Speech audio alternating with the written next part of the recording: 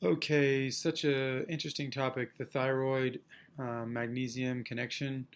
The biggest and first thing to say is that in order to create T3, which is the free active form of the thyroid hormone, T4 must be converted, and it is dependent on magnesium for that conversion. And the high levels of magnesium are needed for this catalytic conversion, um, and not only the conversion, but the efficiency of it, the quality of it as well. And so that's going to affect things. Just like quality, we don't think about quality sometimes when it comes to these conversions, these vitamins, and the bonds, and how these things connect, and how qualitative that is. But there's a key, the purity of the magnesium is going to play a key part here. Um, and of course, low levels of magnesium always have can point to. I mean, we've detected that in a lot of people that have had thyroid problems. Not me, I'm not a doctor, but as a naturopath, like just detected it through anamnese, questioning people, and figuring out, like, they've a lot of people have done their own test. I know I did mine. I did 3 or 4 different tests when I was in France, and I would just go to the lab and test my thyroid. I had some severe issues there too, and selenium and iodine play a key role there, of course. But the problem is how to get the iodine, right? So, an amazingly fresh raw milk that has like high iodine in it has this amazing taste where everybody's like, oh my God, that tastes better than all the other milks I've had. This type of milk, has a powerful effect on iodine because it brings a very assimilatable, I know that's not a word, but I still use it. It brings a very assimilatable form of iodine to the body, a very active form, not all this vegetal and mineral forms that we buy. This is like an active form. And so that's one thing. Um, and then, there's thyroid glandulars and things that can be outsourced from Vietnam with better pigs where they're not fed soy, and you can use that as a remedy for you. I'm not recommending you go around your doctor, but there is like a way to get these pills in your hand, and and then maybe with a doctor's advice, be able to use them properly. How about that? But make sure you get your readings right, because a lot of the readings on TSH and T3 and all this stuff, they're backwards. So you need to get like Stop Thyroid Madness or some other place where you can find some better information on that. But as for magnesium, it's the tissue structure that concerns me in the thyroid, because what's destroyed it? Okay, so there's certain deficiencies like selenium and iodine. I get that. But what has made the thyroid so weak? What has destroyed it? Well, a lot of that protection that's supposed to come through radioactive waves as well. There's radioactive waves like EMF, electromagnetic frequencies, things like that that can target this. There's pollutants in the environment like LA smog, all that aluminum from the catalytic converters that are made of aluminum and that high pressure and all those weird, strange metals that you find in catalytic converters, and all that stuff coming out into the air and us breathing it all in through all the cars and incinerators and power plants. So that coats and comes right down here. That's the first line that it gets hit. So magnesium there is interesting because magnesium has a role in the removal of lead and mercury and aluminum and different cadmium absorption inversely correlated with magnesium levels, and same with lead, and same with mercury. A lot of things can be removed from the body, even arsenic.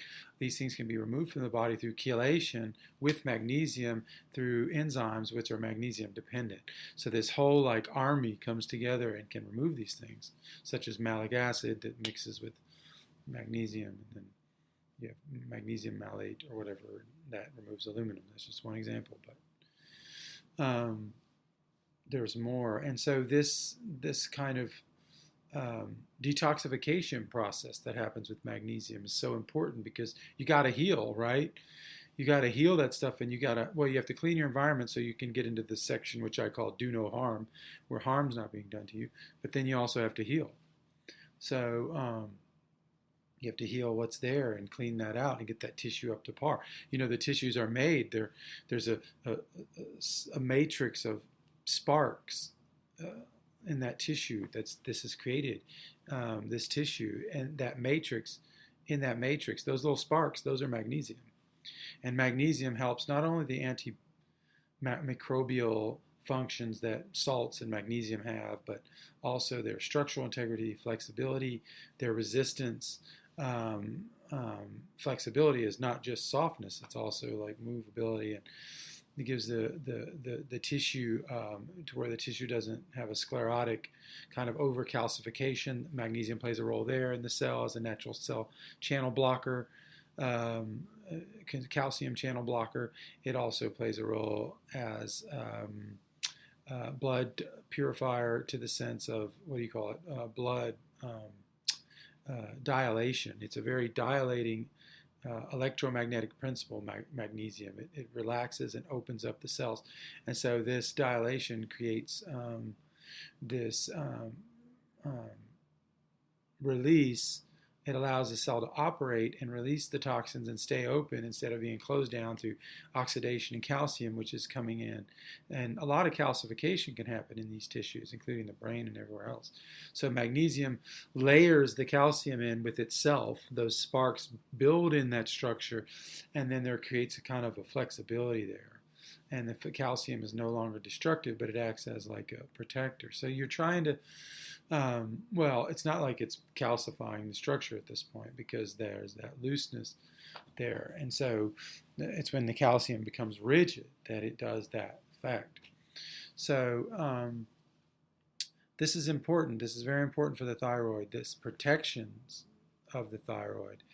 And then, there's other solutions you can use for the thyroid.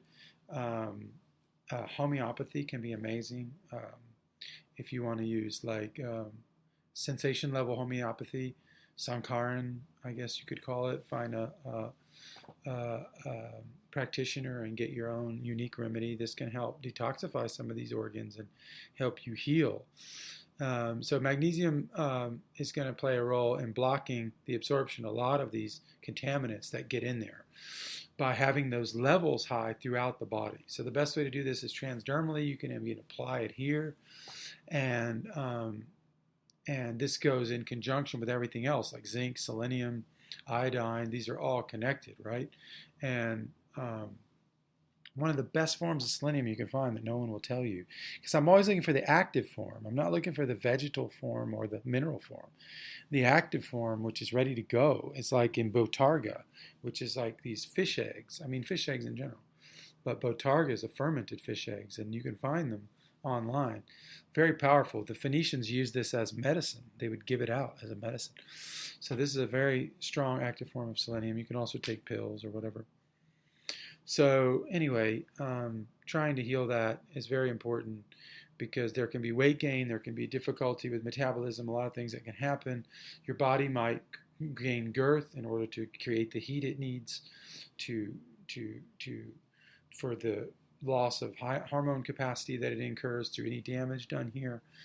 And so you just have to accept that, that there's a thickening that happens there.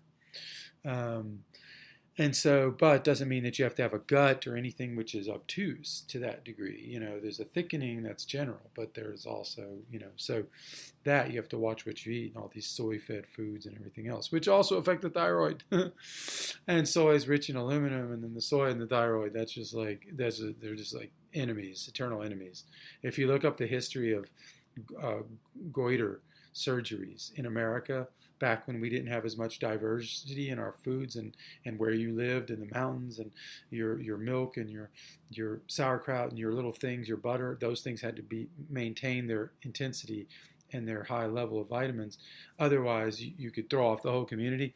Before we had all this choice, which doesn't always mean we have high vitamin choice, because people don't know where to find it. But there was all these goiter surgeries, and a lot of them were connected to the rise of soy, and the rise of soy being brought in as an idea into different communities, and bread and milk and different things like that. So you want to stay away from all of that and find the right stuff. No, we don't need to be the soy Trojan horse, Asian Trojan horse or whatever you want to call that, dragon coming in. You got to watch that. And so anyway, if that could be of help someone, find the right stuff. Don't get the cheap magnesium. Get the right stuff. Theheartoftradition.com, Zechstein Inside logo. It has to have that trademark or it's not coming from the Zechstein. Even if you have brands that say they're from Zechstein, they're ancient and Permian and all this stuff. You have to find real certified at the source, not self-certified claims.